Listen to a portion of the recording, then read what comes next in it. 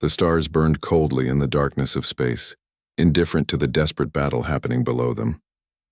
Commander Zevtok stood on the bridge of his warship watching his fleet die. Around him, the crew worked frantically at their stations, but he could see the fear in their eyes. They all knew the truth. They were losing this war. The battle had been going on for 3 hours now. 3 hours of constant fighting, of watching ships explode into brilliant flashes of light before fading into nothing. Zevtok was a Valtorian, a species that had been exploring space for over 500 years. His people were known for their courage and tactical skill. But courage meant nothing against overwhelming numbers. The Kresh Empire had come from the Galactic East like a plague. Nobody knew what they wanted or why they were so aggressive. They simply attacked, conquered, and moved on to the next target. The reptilian Kresh never negotiated, never showed mercy, and never retreated. For 3 long years they had been pushing into coalition space, system by system, planet by planet. Zevtok's tactical officer called out another report. "Sir, the Bright Wing just lost its engines. They're drifting. The Kresh are moving in to finish them." Zevtok watched on his screen as 3 Kresh warships surrounded the disabled coalition vessel, their weapons fired, tearing through the shields and ripping the hull apart. He closed his eyes briefly. 300 souls aboard that ship, all gone in seconds. "How many ships do we have left?" he asked quietly. 12, sir. "We started with 47, 12 ships against over 300 Kresh warships. The mathematics of destruction were simple and brutal. Behind his fleet, the planet Terthos Prime hung in space like a blue and green jewel. On that planet, millions of civilians were still trying to evacuate. The transport ships were doing their best, but they needed more time. Time that Zevtok could not give them. The communications officer suddenly spoke up. "Commander, we're receiving a transmission from the surface. The governor says they still have 4 million people waiting for transport. They need at least 6 more hours. 6 hours. Zevtok looked at his tactical display again. At the current rate of attrition, his fleet would be completely destroyed in less than 30 minutes. The Kresh would then move on to the planet and destroy the defenseless transports. Those 4 million people would die along with everyone else who couldn't escape. He made his decision.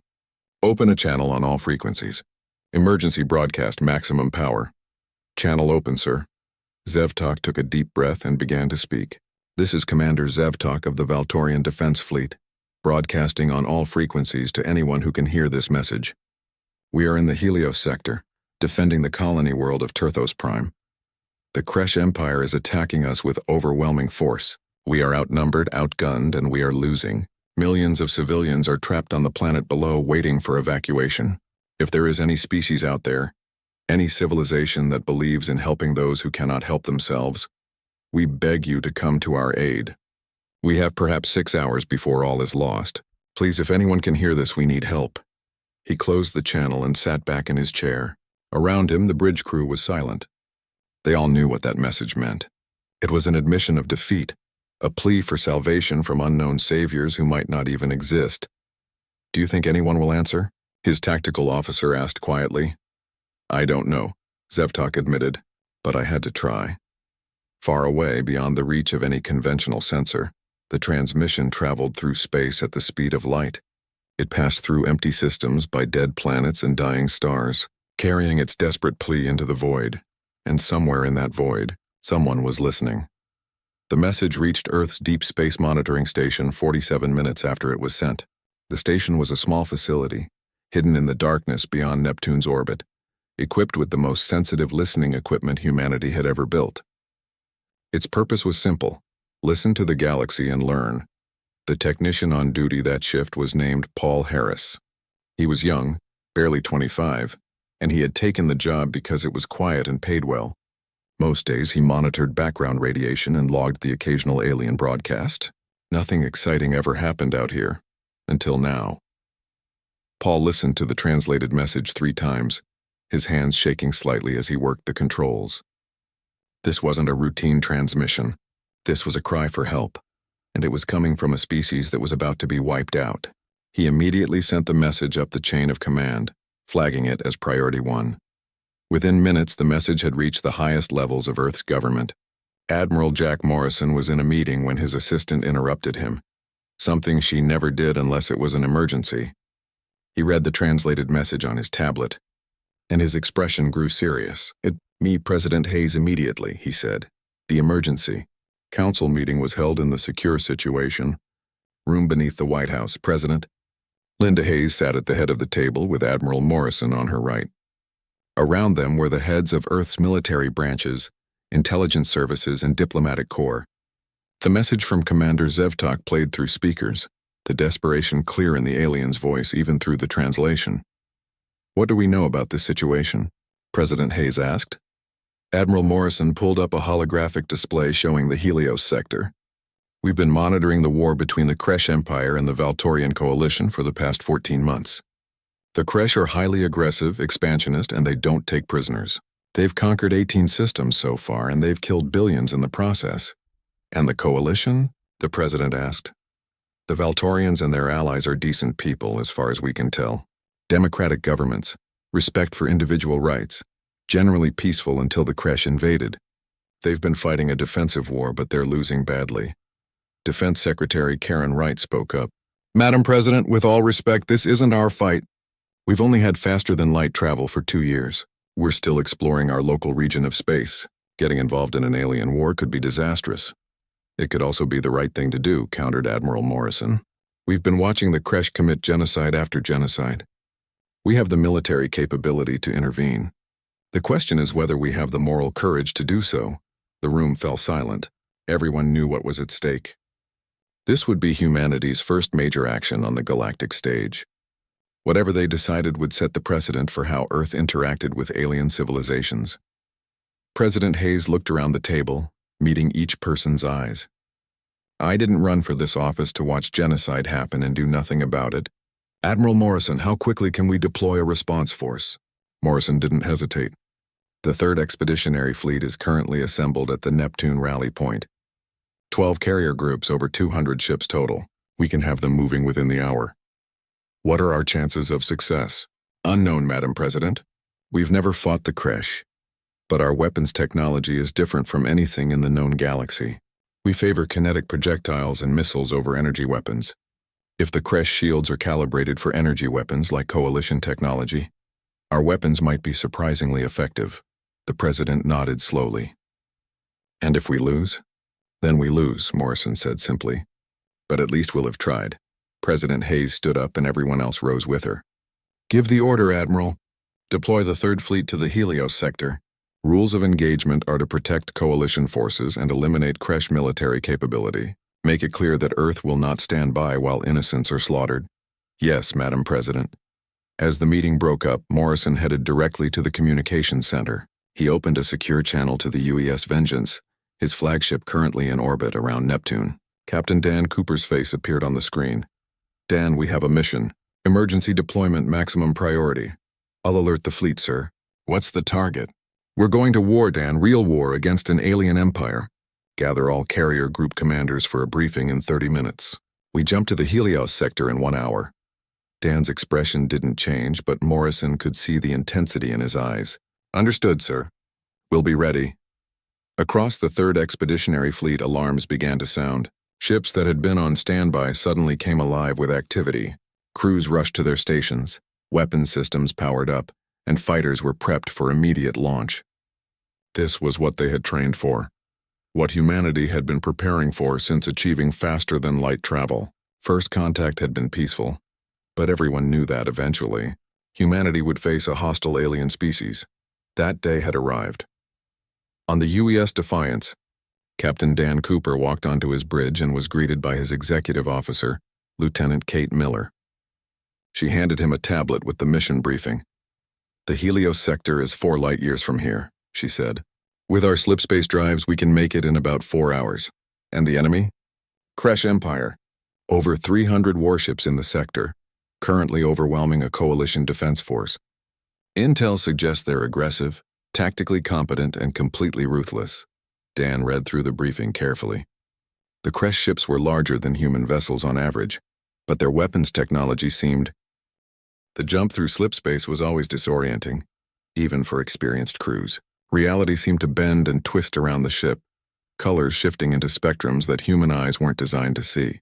Captain Dan Cooper gripped his command chair as the Defiance pushed through the barrier between normal space and the faster-than-light dimension that humans had learned to navigate. Around him, the bridge crew maintained their positions with practiced discipline. Kate Miller monitored the navigation systems, calling out status updates in a calm voice. The helmsman kept both hands steady on the controls, making micro-adjustments to keep the ship on course. In the background, the gentle hum of the slipspace drive filled the air, a sound that had become familiar to every human who traveled between the stars. Dan used this time to think about what was coming. He had been in combat before, back during Earth's resource wars. Those had been brutal conflicts, fought over water and rare Earth elements as climate change pushed humanity to the brink. He had seen good people die for causes that seemed meaningless in retrospect. But those wars had taught humanity valuable lessons about warfare, lessons that most spacefaring species had never learned. Earth's wars had always been about survival. Humans fought with a desperation and creativity that came from knowing that defeat meant extinction. They had learned to use every advantage, to exploit every weakness, and to never ever give up. Now they were bringing those lessons to the stars. "Admiral Morrison is requesting a channel, sir," the communications officer reported. "Put him through." Morrison's face appeared on the main screen.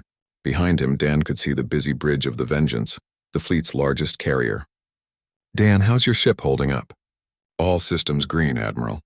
We're ready for whatever comes." "Good. I'm sending updated tactical information to all ships. Our long-range probes have been gathering data on the Kresh fleet composition. It's worse than we thought." Dan pulled up the data on his personal display. The numbers made him frown. 347 Kresh capital ships, plus an unknown number of fighters and support craft. The coalition was down to just 12 ships, all heavily damaged. "They're not going to last long," Kate observed quietly. "No, they're not," Morrison agreed, having heard her comment, "which is why we're going to modify our approach. Instead of jumping in at the edge of the system, we're going to come in closer, 50 million kilometers from the battle zone. That will cut our approach time significantly." "That's also well within sensor range, sir," Dan pointed out. "They'll see us coming. That's the idea. I want them to see us. I want them to have time to think about what's coming for them. And I want the coalition to know that help has arrived." Dan nodded slowly. It was a bold move, but it made tactical sense. Morale was a weapon too, and right now the coalition's morale was probably at rock bottom. Seeing a friendly fleet arrive might give them the will to hold on just a little bit longer. "Understood, sir. What are the rules of engagement?" "Weapons free on all Kresh military vessels. If they surrender, we accept it. If they run, we let them go. If they fight, we destroy them. No war crimes, no atrocities. We fight clean by Earth military code. And the coalition ships? Render any assistance we can. Once the Kresh are dealt with, we'll send medical teams and repair crews to help them." The channel closed and Dan turned to his crew. "You heard the Admiral. We're going in hot and heavy. Kate, I want firing solutions ready the moment we drop out of slipspace. Target priorities are any Kresh ships currently engaging coalition vessels." "Aye, sir. Fire control is already working on it." In the fighter bay, Lieutenant Greg Barnes ran through his pre-flight checklist for the third time. His F-77 Raven interceptor was a beautiful piece of engineering, sleek and deadly. It carried a mix of missiles and a rotary cannon that could tear through armor like paper. More importantly, it was fast and maneuverable, designed for the kind of close-quarters combat that space fighters specialized in. Around him, the other pilots of his squadron were doing the same thing. Greg could see the nervousness on some of the younger faces. This would be their first real combat mission. He understood that feeling. His first combat flight had been over the Pacific during the resource wars, intercepting enemy bombers trying to hit civilian targets. He had been terrified then, too. He activated his helmet radio. "Raven Squadron, this is Raven Lead, listen up. In about 3 hours, we're going to drop into the middle of a war zone. There's going to be a lot of chaos, a lot of targets, and a lot of things trying to kill us. Stay focused, stay in formation, and watch each other's backs. We trained for this. We're ready for this. And we're going to show these Kresh bastards why human pilots are the best in the galaxy." The squadron responded with affirmative calls. Greg could hear the confidence building in their voices. Good. Confidence was important as long as it didn't turn into overconfidence. His wingman, Lieutenant Sam Carter, spoke up. "Lead, what if their fighters are better than ours?" "Then we'll be smarter than them," Greg replied. "We don't need to be better at everything, Sam. We just need to be better at winning." In the Marine quarters, Sergeant Amy Walsh checked her rifle for the 5th time. The weapon was a standard-issue M55 assault rifle, firing caseless ammunition at hypersonic velocities. It was designed to work in zero gravity, in atmosphere, and in pretty much any environment a Marine might find herself in. Amy had carried one for 6 years now, and she trusted it completely. Her squad was gathered around her, watching her carefully. They were young, most of them fresh out of training. They looked to her for guidance, for confidence, for reassurance that everything would be okay. Amy had learned long ago that leadership meant projecting certainty, even when you felt anything but certain. "All right, listen up," she said, her voice carrying easily in the confined space. "We're going into a combat zone. Our job is to be ready for boarding actions, ship security, and rescue operations. The Navy boys are going to do most of the fighting today, but if they need us, we need to be ready to move fast and move hard. Check your gear, check your buddy's gear, and stay sharp." One of the young Marines raised his hand. "Sergeant, what if we have to board a Kresh ship?" Amy smiled grimly. "Then we board it, secure it, and complete our mission. The Kresh are tough, but they bleed just like anything else. Aim center mass, double tap every target, and never assume anything is dead until you've confirmed it." Questions? There were none. Good. Her squad was green, but they were well trained. They would do their jobs when the time came. Throughout the fleet, similar scenes played out. Engineers checked reactor systems and made sure the massive magnetic accelerator cannons were properly calibrated. Medical teams prepared their facilities for potential casualties. Cooks worked to make sure everyone had eaten a good meal before the battle. Even the chaplains were busy, holding quiet services for those who wanted them. Dan walked through the corridors of the Defiance, checking on different sections of his ship. He stopped by engineering first, where Commander Pete Jackson was overseeing the reactor systems. Pete was an older man, in his 50s, with gray hair and the kind of weathered face that came from a lifetime in service. He had been in the Navy back when ships were still confined to Earth's oceans. He had seen the world change, had watched humanity reach for the stars, and now here he was, chief engineer on a warship about to fight aliens. "Life was strange sometimes. How are we looking, Pete?" Dan asked. "Reactor is running at optimal efficiency, Captain. Mac gun capacitors are charged and ready. We could fire every weapon on this ship simultaneously and not strain the power systems." "That's good to hear. How's the crew holding up?" Pete shrugged. "They're nervous, but they're ready. Most of them have never seen combat, but they're professionals. They'll do their jobs." Dan nodded. "That's all I can ask for." He continued his tour, stopping by medical supplies and finally the mess hall. There he found a group of off-duty crew members eating what might be their last meal before battle. They stood up when they saw him, but he waved them back down. "As you were. Mind if I join you?" They made space for him, and Dan sat down with a cup of coffee. For a few minutes, they just talked about normal things. Home, family, plans for when they got back to Earth. It was important to remember that behind every uniform, every rank, there was a person with hopes and dreams and people they loved. The time passed quickly. 4 hours in slipspace seemed like both forever and no time at all. Dan was back on the bridge when Kate announced that they were approaching the exit point. "Slipspace transition in 60 seconds, she called out. "All hands, battle stations," Dan ordered. Throughout the ship, alarms began to sound. "Weapons, are we ready?" Mac guns loaded and charged. Missile tubes 1 through 30 are loaded with Archer missiles. Point defense systems online. "We're ready to fight, sir." "Good. Kate, the moment we drop out, I want a full tactical scan of the area." "Aye, sir." The countdown continued. 30 seconds. 20 seconds. 10 seconds. Dan felt his stomach tighten slightly. This was it. No more preparation, no more planning. In a few seconds, they would either succeed spectacularly or fail catastrophically. Slipspace transition in 3, 2, 1. The Defiance dropped back into normal space, and suddenly the main screen lit up with the chaos of battle. The Helios sector sprawled before. The Defiance shuddered as every weapon system fired at once. The magnetic accelerator cannons, massive weapons that ran the length of the ship, launched tungsten rounds at 30,000 kilometers per second. The missiles erupted from their launch tubes by the hundreds, their engines igniting as they raced toward their targets. Across the human fleet, 200 ships unleashed the same devastating barrage. Dan watched on his tactical display as the first salvo crossed the distance in mere seconds.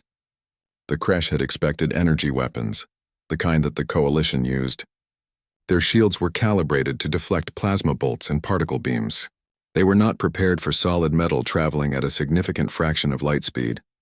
The first Kresh heavy cruiser that the rounds hit simply ceased to exist as a functional ship. The tungsten penetrator, weighing several tons and moving faster than most ships could travel, punched through the energy shields as if they were tissue paper. It entered through the bow, tore through every deck and bulkhead in its path, and exited through the stern. The ship's reactor, unable to contain the sudden catastrophic damage, exploded in a brilliant flash that briefly outshone the nearby star. "Direct hit on target Delta 7, Kate reported, her voice professional despite the shock she must be feeling. "Target destroyed, confirming kills on Delta 9, Delta 12, Delta 15. The reports kept coming. Each ship in the human fleet had targeted multiple Kresh vessels, and the fire control computers had coordinated everything perfectly. No wasted shots, no duplicate targets, just pure, efficient destruction. Within the first 15 seconds, 37 Kresh ships were either destroyed completely or damaged so badly they were no longer combat effective. The Kresh battle group, so confident just moments ago, suddenly found itself reeling from an attack unlike anything they had ever experienced. On the Kresh command ship, Admiral Kreshtar stared at his tactical display in disbelief. His tactical officer was shouting reports, but they made no sense. Admiral, we're reading solid projectile impacts. Kinetic weapons traveling at 0.1 light speed. Our shields are ineffective. Battle Group 7 has lost 37 ships in the first exchange. How is this possible? Kreshtar demanded. Energy shields stop kinetic weapons. That's basic physics. Not at these velocities, Admiral. The kinetic energy is simply too high. The shields can't dissipate it fast enough. Kreshtar watched as another volley from the human ships reached his battle group. More ships exploded or went dark, their hulls torn apart by the devastating impacts. And then the missiles arrived. The Archer missiles were equipped with nuclear warheads, though not the primitive fission weapons humanity had used centuries ago. These were clean fusion warheads, each one capable of vaporizing a small asteroid. They were also very smart, with guidance systems that could track and follow targets even through evasive maneuvers. The Kresh ships tried to shoot down the incoming missiles, but there were simply too many. Their point defense systems managed to destroy perhaps 20% of the incoming warheads. The rest found their targets. The nuclear detonations lit up space like a string of new stars. Kresh shields, already weakened by the kinetic impacts, failed completely under the intense radiation and heat. Hulls melted, systems overloaded, and crews died by the thousands. "Damage report," Kreshtar ordered, his voice tight. "Battle Group 7 has lost 73 ships, Admiral. 73 ships in less than 90 seconds. The shock in his tactical officer's voice was mirrored in every Kresh on the bridge. They had been fighting the Coalition for 3 years, and had lost perhaps 200 ships in total during that entire time.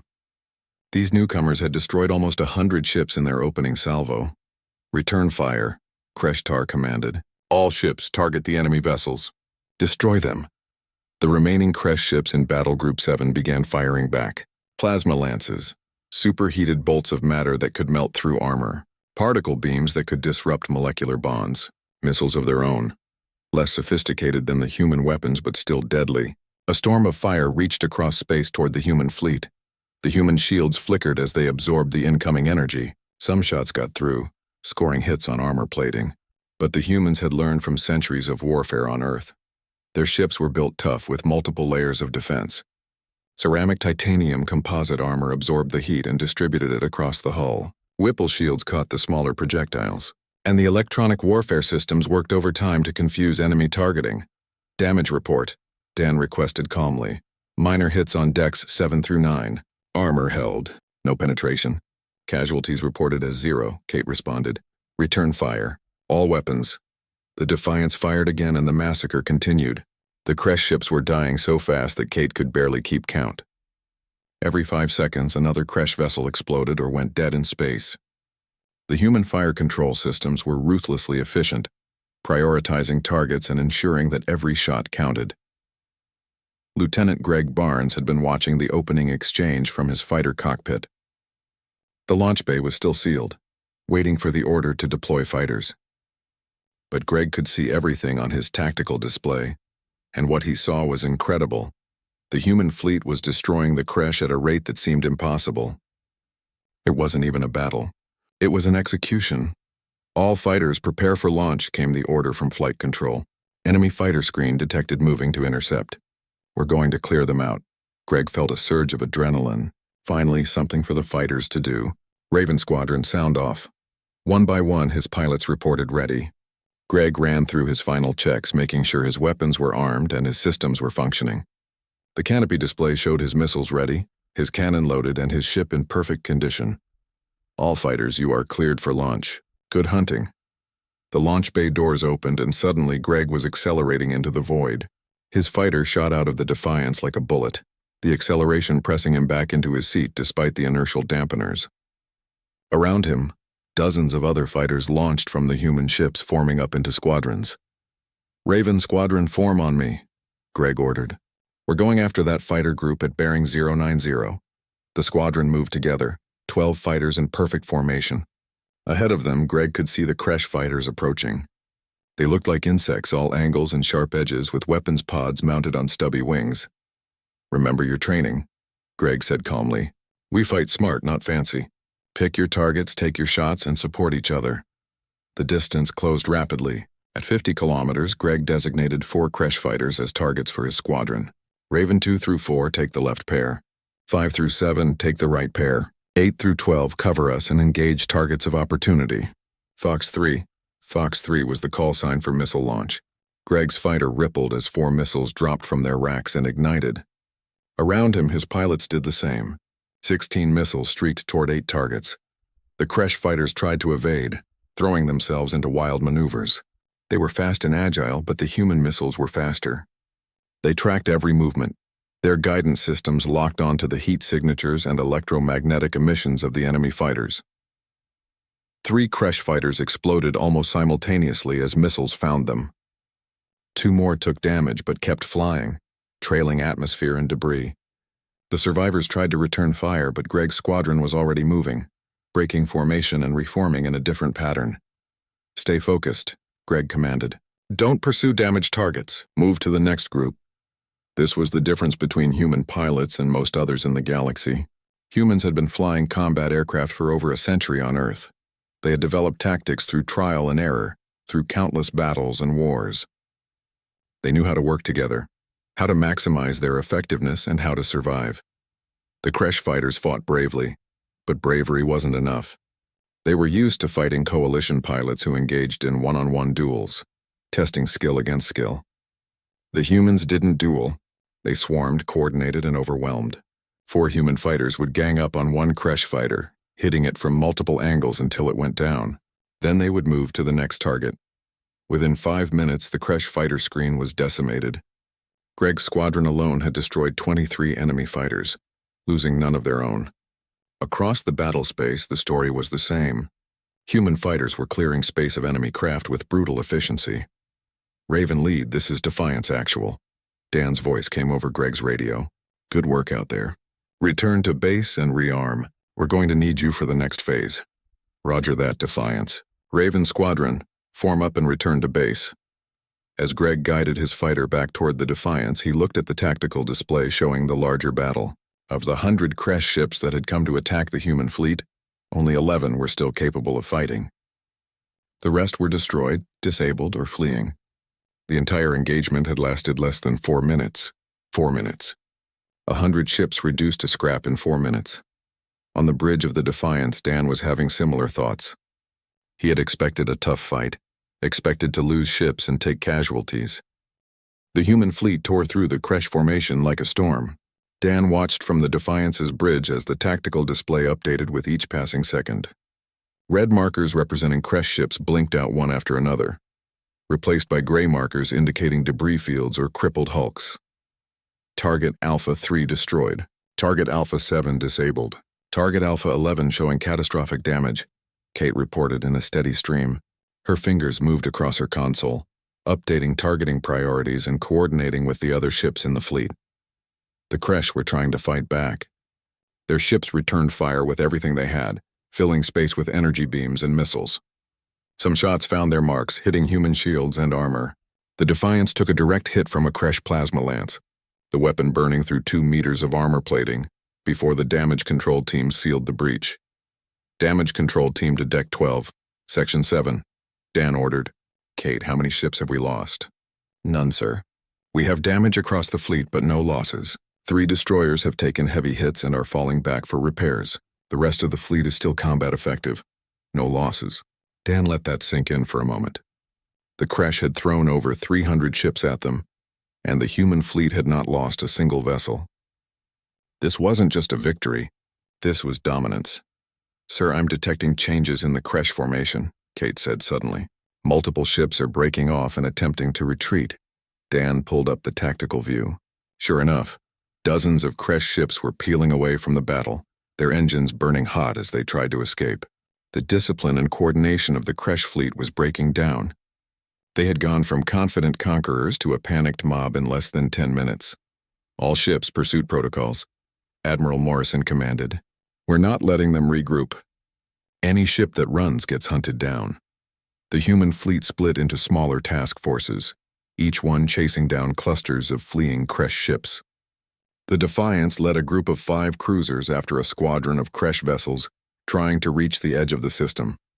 The enemy ships were fast, but the human vessels were faster. Time to intercept? Dan asked. 3 minutes at current acceleration, the helmsman reported. Good. Kate, prepare a firing solution. I want to disable their engines, not destroy them. If we can take some of these ships intact, intelligence will be very happy. Aye, sir. Targeting engines only. The Defiance closed the distance rapidly. At 50,000 kilometers, Dan gave the order to fire. The magnetic accelerator cannon spoke again, but this time with reduced power. The tungsten rounds, still traveling at incredible speed but with less kinetic energy, struck the rear sections of the Kresh ships. 2 of the enemy vessels lost their engines immediately, the impacts destroying the reactor assemblies and leaving the ships adrift. A third took a glancing hit that damaged but didn't disable its propulsion. The remaining ships continued to run, but they were clearly panicking now. This is Captain Dan Cooper of the Earth vessel Defiance. Dan broadcast on all frequencies. Kresh ships, you are surrounded and outgunned. Power down your weapons and engines and surrender. You will be treated according to the laws of war. Continue to fight and you will be destroyed. For a long moment there was no response. Then one by one the Kresh ships began powering down. Their engines went dark, their shields dropped, and their weapon systems went offline. They were surrendering. Well, Kate said quietly, that's something you don't see every day. Dan nodded. Contact Fleet Command. Tell them we have 5 Kresh ships ready for boarding. We're going to need Marine teams out here. Across the battle space, similar scenes were playing out. Some Kresh ships chose to surrender rather than face destruction. Others fought to the last, their crews preferring death to the shame of defeat. And some simply tried to run, hoping to escape to hyperspace before the humans could stop them. Most didn't make it. Lieutenant Greg Barnes was back in space, his fighter rearmed and ready. His squadron had been tasked with hunting down Kresh ships that were trying to escape through the outer system. It was like shooting fish in a barrel. The Kresh vessels were big, slow, and easy to track. Greg's missiles found them one after another, disabling engines and leaving the ships helpless in the void. Raven Lead, this is Raven 6, one of his pilots called. I've got visual on 3 Kresh fighters trying to make a break for it. Pursue and engage. Raven 6, take Raven 7 and 8 with you. Roger that. Lead. Greg watched on his display as 3 of his fighters peeled off to chase the enemy. He trusted his pilots to handle it. They had proven themselves in the earlier engagement, and they were getting better with each passing minute. A new target appeared on his sensors. This one was different from the others. It was huge, over 1.5 kilometers long, and it was moving toward the edge of the system at maximum speed. According to the tactical data, it was Admiral Kresh flagship, the Bloodclaw. Defiance, this is Raven Lead. I have eyes on the enemy flagship. It's running. Dan's voice came back immediately. Do not engage, Raven Lead. Admiral Morrison wants that ship taken intact if possible. We're vectoring the Vengeance to intercept. Understood. Raven Squadron will shadow and report. Greg followed the massive Kresh ship, keeping his distance but staying close enough to track it. The Bloodclaw was clearly damaged from the battle, trailing atmosphere and debris. Its shields were down to minimal levels and its weapons appeared to be offline. But it was still moving, still trying to escape. The UES Vengeance, Admiral Morrison's flagship, came out of nowhere. One moment the space ahead of the Bloodclaw was empty. The next moment the massive human carrier was there, blocking the escape route. It was a perfect intercept, timed with split-second precision. Bloodclaw, this is Admiral Jack Morrison of the United Earth Space Force.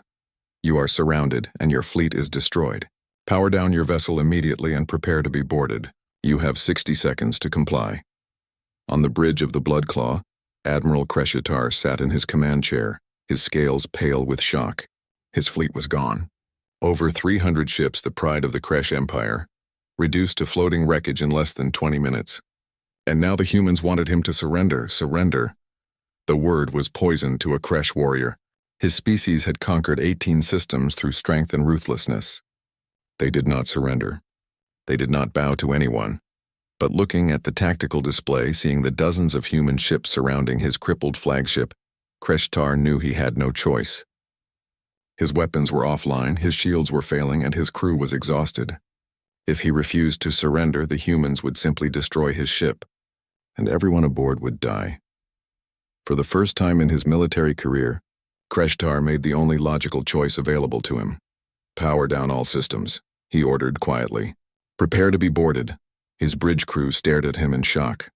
Admiral, we cannot surrender. It is against everything we are defeated, Kresh interrupted, his voice harsh. Look at the display. Look at what these humans did to our fleet. We have no choice. I will not throw away the lives of this crew for the sake of pride. Slowly, reluctantly, the crew began shutting down the ship's systems. The Bloodclaw went dark, its massive form floating silently in space. Sergeant Amy Walsh led her Marine team through the airlock and into the Kresh flagship.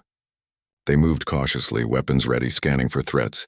The interior of the ship was dark, lit only by emergency lighting. The air was thick and humid, uncomfortable for humans but apparently normal for the Kresh. Stay sharp, Amy warned her squad. We don't know if they're really surrendering or if this is a trap.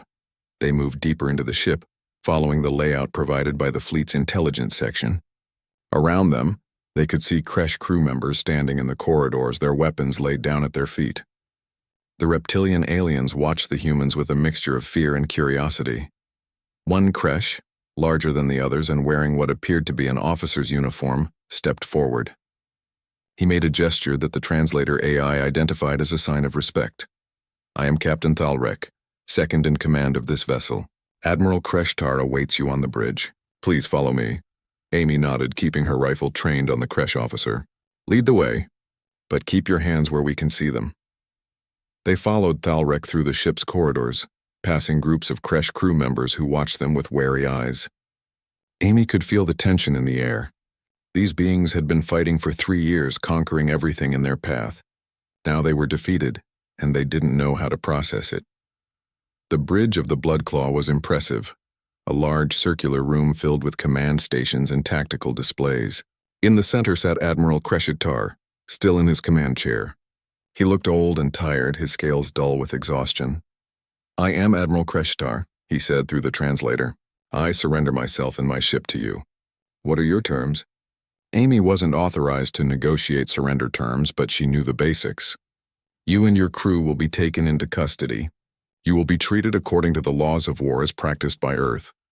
That means you will be given food, water, medical care, and reasonable living conditions. You will not be tortured, enslaved, or executed. In return, you will cooperate with our forces and provide information about Kresh military operations. The days following the battle were busy ones for the human fleet. Ships that had taken damage during the fighting moved to secure positions for repairs. Engineering teams worked around the clock, welding new armor plates and replacing damaged systems. The 3 destroyers that had taken the worst hits were given priority, their crews working alongside the repair teams to get their ships back to full combat capability. Captain Dan Cooper stood in the Defiance's observation deck, looking out at the organized chaos around his ship. Human vessels moved through space in carefully coordinated patterns, some heading down to Turthos Prime to deliver supplies, others maintaining patrol routes around the system. In the distance, he could see the hulks of destroyed Kresh ships, silent monuments to humanity's first major victory in space. Lieutenant Kate Miller approached him quietly. Sir, we've completed repairs to Deck 12. The armor is patched and the section is sealed. We're back to 97% combat effectiveness. Good work, Kate. What's the status of the fleet? Most ships are back to full capability. The 3 destroyers that took heavy damage will need another 2 days of work, but they're functional enough to defend themselves if needed. Admiral Morrison has established a rotating patrol schedule. We're on downtime for the next 12 hours, Dan nodded. Make sure the crew gets some rest. They've earned it. After Kate left, Dan remained at the window, watching the activity outside. He thought about the battle, about how quickly it had ended. The Kresh had been confident, certain of their superiority. They had underestimated humanity, and they had paid for that mistake with hundreds of ships and thousands of lives. It was strange to think that just a few years ago, humans had been confined to one solar system, fighting each other over resources and territory. Now they were out here, protecting alien civilizations and fighting wars on behalf of species they had never met. Dan wasn't sure if humanity was ready for this responsibility, but they had taken it on anyway. On the surface of Terthos Prime, Sergeant Amy Walsh walked through one of the refugee camps that had been set up outside the capital city. Thousands of Valtorians were gathered here, families who had been waiting for evacuation when the battle started. Now they were safe thanks to the human fleet's intervention. Amy watched as her Marines distributed supplies to the refugees. Food, water, medical supplies, and blankets were being handed out in an orderly fashion. Some of the younger Marines were even playing with the Valtorian children, who seemed fascinated by these strange beings from another world. One of the refugees, an elderly Valtorian female, approached Amy cautiously. She made a gesture that the translator identified as gratitude. "Thank you," the Valtorian said, her voice soft. "You saved our lives." "All of our lives." Amy felt uncomfortable with the praise. "We just did what needed to be done, ma'am." "No," the Valtorian insisted. "You did more than that. You came across the stars to help people you had never met. The Kresh would never do such a thing. Neither would most species in the galaxy. But you did. Why?" Amy thought about the question for a moment. "Because it was the right thing to do. Where I come from, we have a saying, 'Evil triumphs when good people do nothing.' We could have stayed home, stayed safe. But then millions of people would have died, and we would have had to live with that knowledge. We couldn't let that happen." The Valtorian reached out and gently touched Amy's arm, a gesture of deep respect. "The galaxy has much to learn from humans, I think." As Amy continued her rounds through the camp, she thought about the Valtorian's words. Humans had always been survivors, had always found a way to overcome challenges through determination and ingenuity. Now they were bringing those qualities to the larger stage of galactic civilization. She hoped they would make a positive difference. High above the planet, Admiral Jack Morrison was conducting a very different kind of operation. The captured Kresh ships had been moved to a secure area of the system, and teams of intelligence officers were examining every detail of the vessels. They were learning a lot about Kresh technology, tactics, and most importantly, their empire's structure. Morrison sat in a secure room aboard the Vengeance, across from Admiral Kreshitar. The Kresh commander had agreed to answer questions, and so far he had been surprisingly cooperative. "Tell me about your empire," Morrison said. "How large is it? How many systems do you control?" Kreshtar's mandibles clicked slowly. "The Kresh Empire controls 42 systems across this region of space. We have been expanding for the past century, conquering worlds and bringing them under our rule." "And the species you conquer? What happens to them?" "Those who resist are destroyed. Those who surrender become subjects of the Empire. They provide resources, labor, and sometimes soldiers for our armies." Morrison kept his expression neutral. "Slavery, then?" "The Kresh Empire does not see it that way. We bring order to chaos, structure to disorder. The strong rule the weak. This is the natural way of things. On Earth, we learned a long time ago that the strong have a responsibility to protect the weak, not exploit them." Kreshtar looked at Morrison with something that might have been curiosity. "You are strange beings, you humans. You possess weapons that can destroy entire fleets, yet you treat your prisoners with kindness. You have power, yet you do not seek to conquer. Why?" "Because we know where that path leads," Morrison replied. "Humans spent thousands of years fighting each other, conquering each other, enslaving each other. We nearly destroyed ourselves doing it. We learned that might doesn't make right. We learned that cooperation is stronger than domination. And we learned that the measure of a civilization is how it treats those who are weaker than itself." The Kresh admiral was silent for a long moment. Finally, he spoke again.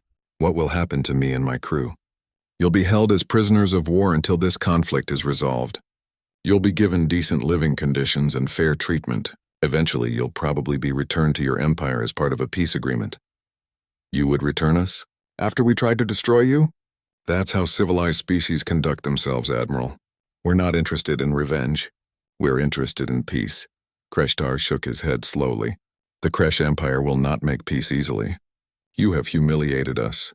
You have destroyed one of our greatest fleets. The War Council will demand revenge. Then they'll face the same fate as your fleet, Morrison said calmly. We didn't want this fight, Admiral, but we won't back down from it either. If your empire wants peace, we're willing to negotiate. If it wants war, we'll give them more of what happened in the Helios sector. Meanwhile, back on Earth, President Linda Hayes was dealing with the political fallout from the battle. The news had spread quickly through human space, and reactions were mixed. Some people were celebrating humanity's victory and its emergence as a major galactic power. Others were worried about the implications of getting involved in alien conflicts. Hayes sat in the Oval Office, reviewing reports from her advisors.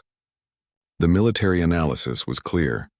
Humanity's weapons technology gave them a significant advantage over most known species. The kinetic weapons that Earth had developed during the resource wars were devastatingly effective against shields designed to stop energy weapons. Human tactics, refined through centuries of warfare, were superior to those used by most spacefaring civilizations. But military superiority came with responsibilities. The galaxy was watching now, waiting to see what humans would do with their newfound power. Would they become just another empire, conquering and subjugating? Or would they live up to the ideals they claimed to hold? Hayes made her decision. She called a press conference and addressed not just Earth, but the entire galaxy.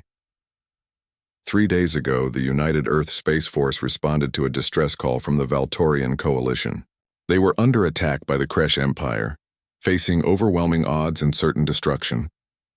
We chose to intervene, to stand between the innocent and those who would harm them. In doing so, we demonstrated that humanity will not stand idle while genocide occurs. She paused, looking directly into the camera. Let me be clear about Earth's position. We do not seek empire. We do not wish to conquer or dominate, but we will defend ourselves and those who cannot defend themselves. We will use our strength to protect the weak, not to exploit them. And we will extend the hand of friendship to any species that shares these values. To the Kresh Empire, we offer this choice: make peace with your neighbors, respect the sovereignty of other species, and Earth will have no quarrel with you. Continue your path of conquest and aggression, and you will find that humanity can be a fierce enemy. To the other civilizations of the galaxy, we say this: Earth is ready to join the community of spacefaring species. We will trade, we will share knowledge, and we will work together for the common good. We ask only for respect and reciprocity. The speech was transmitted across human space and beyond, carried by the communication networks that connected the galaxy. On worlds hundreds of light years away, alien civilizations heard humanity's declaration for the first time. Some were intrigued, some were skeptical, and some were afraid. But all of them knew that something fundamental had changed in the balance of galactic power. In the Helios sector, Commander Zevtok received a transmission from Coalition High Command. He was to meet with Admiral Morrison to